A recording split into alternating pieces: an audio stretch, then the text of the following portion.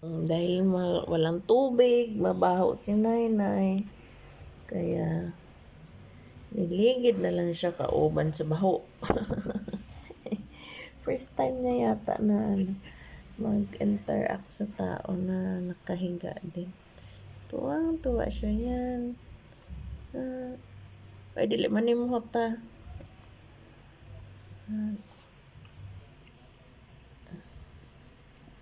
Ang init-init. Kaya dito muna siya sa loob. At di naman ako pwedeng magtrabaho hanggat nandito siya. Kasi baka tatalunin niya yung mga harang-harang. Kurambol na naman. Kung. Sanday si Nainay, sanday. Wow, sanday. Ganina nagkamot-kamot ni sa iyahang tiyan. Sus! Tapos katong isa, kagabi, ay ginoo ko. Kada ibaylirab mo, sige, panilap si mo ha.